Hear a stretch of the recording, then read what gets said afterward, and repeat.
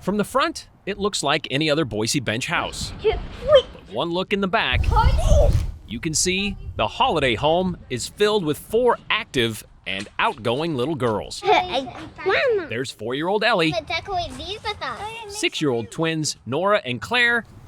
Did I mention Ellie? Then there's older sister Hattie. I'm doing the knit stitch. Sitting almost still and almost by herself. And who, at the age of 8, is just 3 days in. Yep, 3 days in. On learning how to knit. At first, I was having a hard time and it kept falling off. Then Shannon showed me how to do it. Shannon, I like those colors mixed in. Thank you. is why Hattie isn't exactly by herself. She started out wanting to make a sweater, and I said, let's start with a scarf. She started just last weekend when Hattie had an idea. Oh, she just went into our kitchen and grabbed some wooden skewers out of our drawer, and I asked her what she was doing, and she said, I'm ready to knit. Problem was, she didn't exactly know how. So Hattie walked out and asked Shannon, Could you teach me how to knit? her neighbor. I said, sure. So Shannon went out that day for needles and yarn. And we came out the next day and sat down and spent over 2 hours knitting. And every day since, Hattie has pulled her patio chair up to her backyard fence. She got me started again. And Shannon gets to unravel a long unused skill. Haven't knew anything in over 40 years, but I remember now. You just don't forget. It's like riding a bicycle. To me, the knit stitch is the easiest. So here Hattie and Shannon sit, What nights do you guys watch movies? Fridays and the weekends. separated by about 50 years, It's a nice breeze today. at least 6 feet, and 1 chain link fence. You just keep doing the same thing over and over again. And then once you're used to it, you're really good. All because a little girl, unable to go to school, wanted to learn, of all things, Yeah, how to knit. I know. I'm tickled. She's talking about starting a knitting club. As a teacher, Shannon doesn't consider herself top-notch. Oops, got a couple of messed up. Oh well. Then again, knit and purl stitches aren't all there is to learn in times of uncertain isolation. That's the whole idea, is make it as big as you want. Yeah. Sometimes, slowing down is the quickest way to figure out how we're all tied together. And it's time to get back to the basics and reality of we're supposed to be here for each other and help each other through this whole process of life. And with Shannon's help, And I'm so grateful. Hattie will be working her way toward that sweater, That's Hattie for you. one needle twist at a time. She's the best neighbor in the world. Woohoo! Congratulations! At Capitol High School, on a brisk, breezy Monday in mid-May, the end of senior year Yay! starts in the parking lot. This is totally new, yeah. It's a graduation ceremony that many thought would never happen. No. When COVID-19 caused the schools to close a couple of months ago, a wave of senior celebrations got washed away in the wake. That's been 65 days of quarantine, preparing for AP tests. Not the senior year you were hoping for. No. But Boise School District wasn't about to send off their seniors Luis Daniel Leon. without a turn of the tassel. And the teachers, they weren't going to miss it either. Because we've watched them cry. We've seen all the stresses they've gone through. We want them to know how proud we are of them and for them to feel that. Which is why Mrs. I Trunnell, mean, this is 12 years that they've been waiting for this. Mrs. Jolly, and Mrs. Fenwick will stay out here for 12 hours, I love Gwen. cheering on their kids. Looks like with the cars that the kids are having fun with it. They've got balloons and all sorts of stuff. They're in their hats, they're in their caps and gowns, so I think they're trying to make the most out of it. By making a lot less of it. You just drive up, you get out, you walk in, you walk across, you walk out, and you're a graduate. Not a lot of pomp, considering the circumstances. Are you bummed you didn't get the big ceremony? Not really. My family's all here and just everybody, all the teachers are all lined up for us. So it's a nice ceremony to have, I think. Like, okay, I'm surprised we got a graduation. Like, I was really sad that everything got canceled. I'm just glad that the school was able to do something like this. And the fact that my family got to see me still walk and they still got to cheer. And it was just amazing. Still amazing, and still kind of weird. But at least This is fun. It's different. It's something. I'm just glad we're able to do something for them.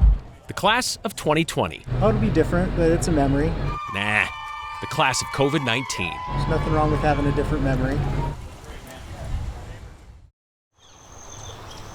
It's just so quiet and peaceful, and of course there's a lot of hummingbirds, and they're so little quick.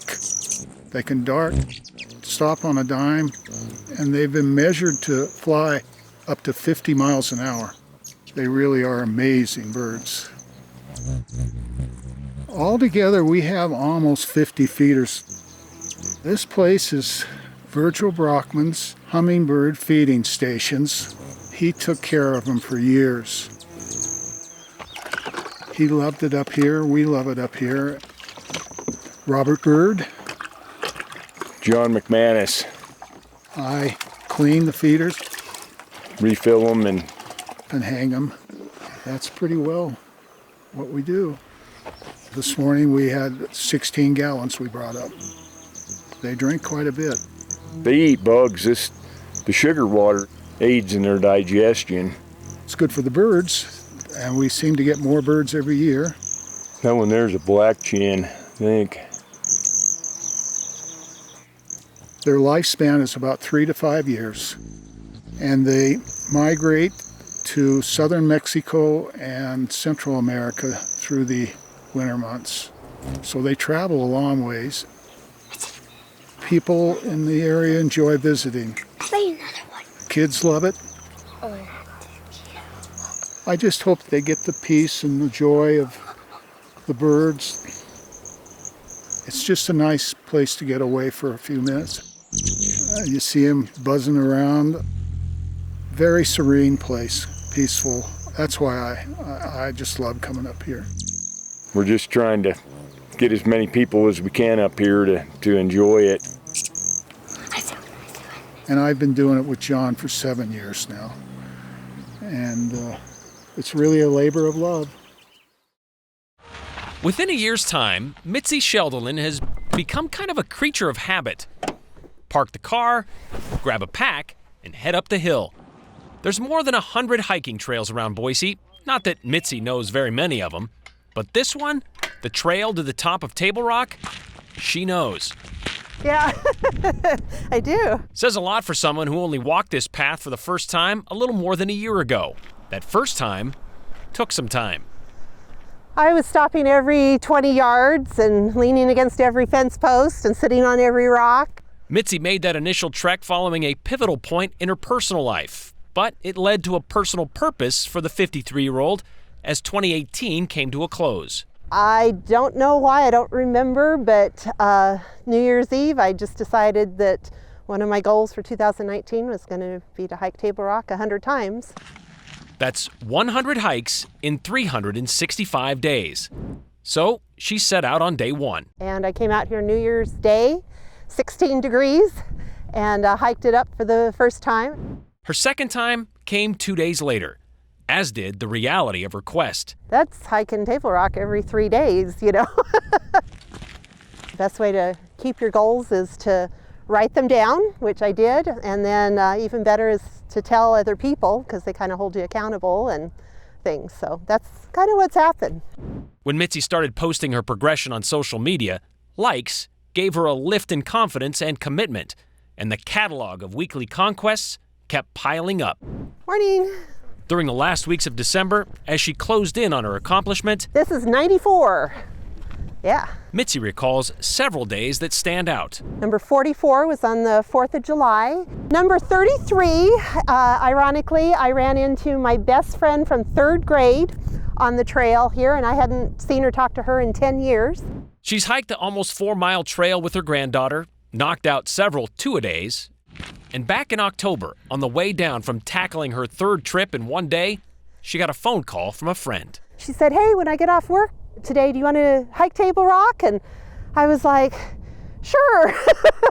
So I have done it 4 times in one day. I've had lots of people tell me that I've inspired them and that it's inspirational to watch me. And to me, that doesn't seem possible, but I guess I just try to remember that any of us can inspire anybody.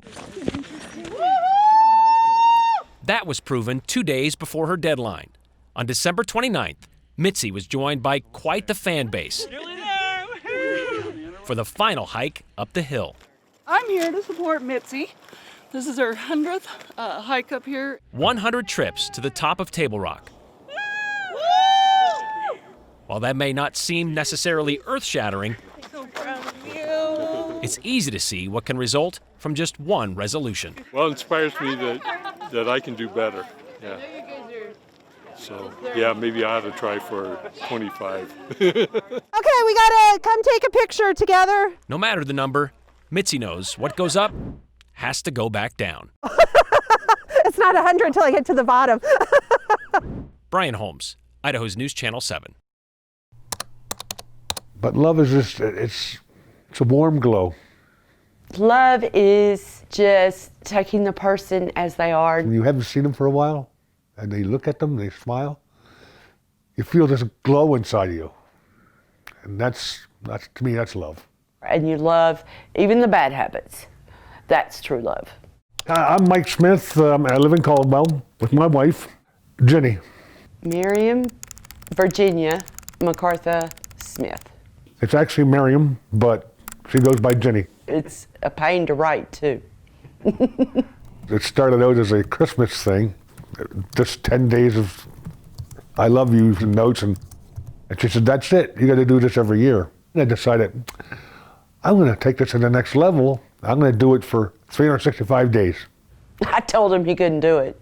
I said, there is no way you are going to be able to pull this off. And he did it. And I'd come home and I'd open my document and I'd set it there in front of me. It was open every night. As things come along, I wrote them down. This morning, Valentine's Day, I woke, showered, got ready for work. You slept because you worked last night. I walked into the room and kissed you goodbye and loved you for being there on our 9th Valentine together. I love you, Jenny. Jenny, I love you because we can spend hours together and never speak a word. Just being together is enough to make us happy. I love you because you cry over the same movies I do. We cry well together. Jenny, I love you because you suggested we get married. No woman has given me better advice as that. I love you for your creativity. Your arts and crafts are top notch. In the beginning, it was no trouble. I just was ripping them out. I love you because of your southern accent. We are on our way home from a fun night with friends in Jersey City. We tried to cross the highway leading into the Holland Bridge. It was gridlock. Behind us, someone in a truck kept their horn blaring. You stuck your upper body out the window, raised your arms in frustration, and yelled in your best southern accent, "What do you want? What do you want us to do?" It broke a stressful moment. But it made me look at our relationship. How come I love this person? So it was a deep dive into my own feelings for her. I love you because no matter where we live, as long as we are together, we are home. Jenny, I love you because you can laugh at yourself. You're beautiful. Jenny, I love you because you tolerate my continuous stream of lame jokes. Some fly, but most crash and burn. Oh, here's where he's really stretching. Jenny, I love you because you are a safe driver. That was crazy. And then you started struggling. I'm like, uh-oh, this is going to be harder than I thought. Oh, yeah, and I'm sure there were days that it was like, I hate her guts. Jenny, I love you because when you are not here, I feel empty. You're working tonight. I turned to say something to you, and your side of the sofa was empty. I miss my love. Jenny, I love you because you laugh at me. It could be a joke I made or something stupid I did. You laugh. Your laughter is fuel for my soul. Well, for me, it was an amazing experience. I would just look at this woman I love and be able to put down all the reasons why. It's important to do that. Receiving it every day was just awesome because I would look forward to it. And the last one, for my favorite, it was, this is the ending. This is the one. Jenny, I love you because you always love me more. Happy Valentine's Day, sweetie. This has been an amazing adventure with an amazing woman. Thank you for being the person you are. A person who can give me 365 reasons why I love them. Oh, sorry. Yeah, That was the best one, actually. I just love her.